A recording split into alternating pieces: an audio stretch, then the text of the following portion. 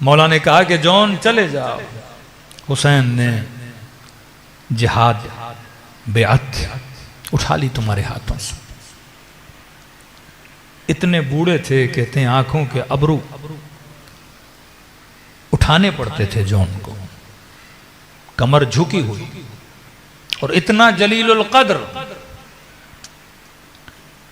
कि रसूल का सहाबी, अबू ज़र का सहाबी, मौला हसन की गुलामी, इमाम हुसैन की गुलामी, अहले बैत के घर में जो बच्चा जवान हुआ वो जनाब जॉन की गोदों में खेल के जवान।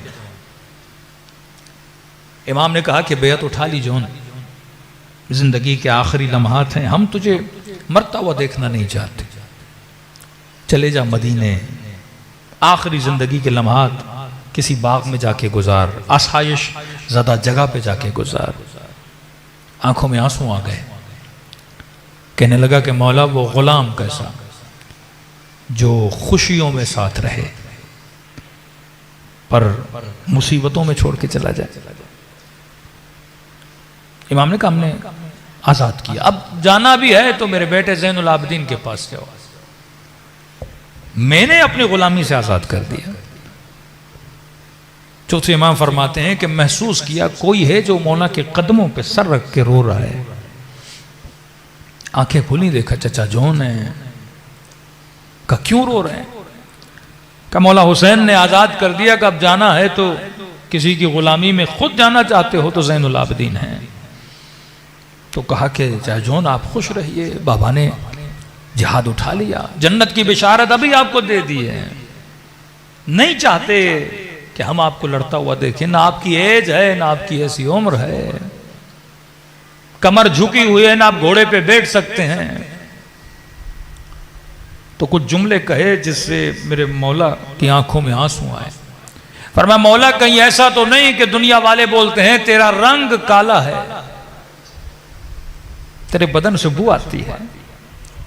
मौला शायद मुझे काबिल नहीं समझ रहे कि ये काले रंग वाला दूसरे रंगों में शामिल हो जाए।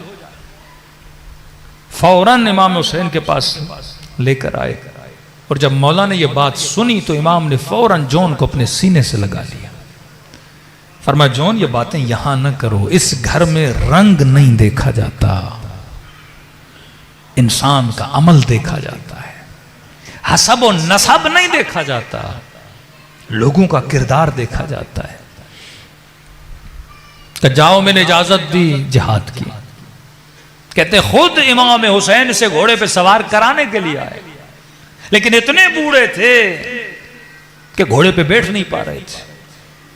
आखिर में कहा मौला छोड़िए, मैं पैदल ही जाऊंगा मैदान।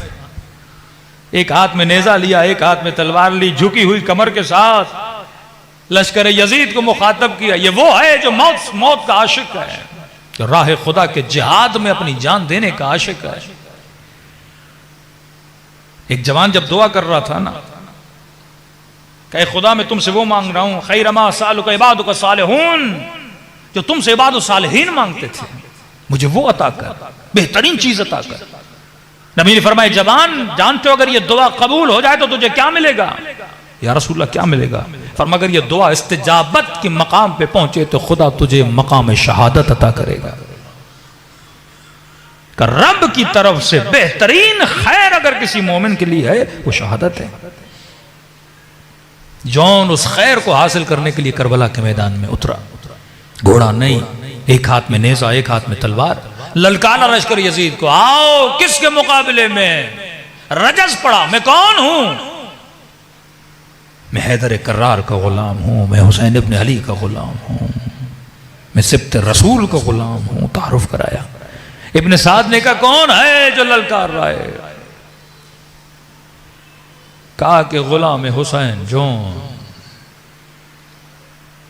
तंजियन कहा कि हुसैन पे अब ये वक्त आ गया कि बूढ़ों को मेरे मुकाबले में भेज रहा है, जो घोड़े पे भी नहीं बैठ सकते, जिनके हाथों में राशा है, जो सही से तलवार भी नहीं पकड़ सकते। कामीर एक तीर और एक तलवार की मार है जॉन। इजाजत दीजिए जाएं और किस्से को तमाम करें। कहा नहीं, मैं जानता हूं कि इस गुलाम से अहले बैत के घर का बच्चा बच्चा मोहब्बत करता है। और जब महबूब को तकलीफ होती है, आंखों से आंसू तो आते हैं, तो कहा कि अमीर कैसे? कहा नहीं, इसे तीर से न मारना, इसे तलवार से न मारना, इसे नेज़े से न मारना। कहा फिर कैसे मारें जॉन को? कहा 10-15 लोग घोड़ों पे सवार हों और इसका घेराव करें। कहा अमीर घेराव करके कैसे मारें? तीर से भी न मारें, तलवार से भी न मारें, नेज़े से भी न मारें। कहा नहीं, सब पत्थर उठाओ और गुलाम हुसैन को पत्थर मारो। ये करबला में असहाबे हुसैन का पहला और आखिरी शहीद है जिसे पत्थरों से मारा गया। कहते हैं ललकारता रहा, आओ मेरे मुकाबले में, कोई आगे नहीं बढ़ा। कहते हैं दूर से पत्थर मारते थे और जब पत्थर बरसे, बदन पे जख्म आए, ये बूढ़ा शेर जब जमीन पे गिरा, चंद असहाब हैं, आप उंगलियों पे गिन सकते हैं, जिनके जनाजों पे इमाम हुसैन खुद गए हैं। करबला की जंग बड़ी मुख्तसर जंग है।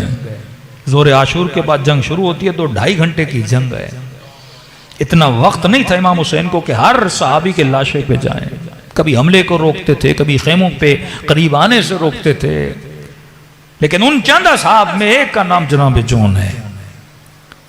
नाकिल रावी लश्कर यजीद का है। कहता मैंने देखा कि हुसैन इब्न अली दौड़े दौड़े जौन के जनाजे पे पहुंचे। कहता मैंने जिंदगी में न कभी ऐसा आका देखा, न कभी ऐसा गुलाम देखा, न कभी ऐसी उल्फत और मोहब्बत देखी जो गुलाम ने आका से की और आका ने अपने गुलाम से की। दो तरफा ताल्लुक है, यह ताल्लुक अहले बैत। क्या देखा तूने? का दूर से देख रहा था कि हुसैन जो उनके जनाजे पर थे और उसका सर खा के करबला से उठा के अपनी गोद में रखते थे और ये गुलाम फिर अपना सर वापस खाक पे फेंक देता था। गोया ये कह रहा था मौला ये गोद मेरे लिए नहीं, अली अकबर के लिए बनी है। शायद ये सोच के अपना सर हटाता, मौला मेरा सर आपकी गोद में है, आपका सर किसकी गोद में होगा मौला? कहता है कई बार हुसैन सर रखते थे, ये सर फेंकता था, सर रखते थे, ये सर फेंकता था। कहते अब अजीब अमल देखा मैंने इस आका से, अपने गुलाम से इज़हार मोहब्बत का। कहते जब गुलाम राजी न हुआ ना कि सर हुसैन की गोद में रखे, तो कहता मैंने खुद देखा कि हुसैन ने अपने सर को झुकाना शुरू किया, झुकाना शुरू किया, यहां तक कि हुसैन ने अपना रुखसार जौन के रुखसार पे रख दिया और दुआ की, अल्लाहुम्मा बय्यद वजह। ऐ खुदा, जो लोग कहते हैं ना इसका रंग सियाह है, इसके चेहरे को कयामत के दिन नूरानी करना और कहने वालों के चेहरों को काला कर देना। तय्यब रिहा, ऐ खुदा इसके बदन में ऐसी खुशबू देना कि सूंघने वाले परेशान हो, ये किसके बदन की खुशबू है? वजू करते हो ना तो दुआ करते हो, अल्लाहुम्मा बय्यद वजही। ऐ खुदा जिस दिन चेहरों पे कालक मली जाएगी उस दिन मेरे चेहरे को नूरानी करना। कहते हैं जब लाशें उठाए जा रहे थे ना, एक बदन से बड़ी खुशबू आ रही थी। किसी सिपाही ने कहा ये किसका बदन है? हैरत में कहने लगे जिसके लिए कहते थे तेरे बदन से बू आती है, उसके बदन से खुशबू आ रही है।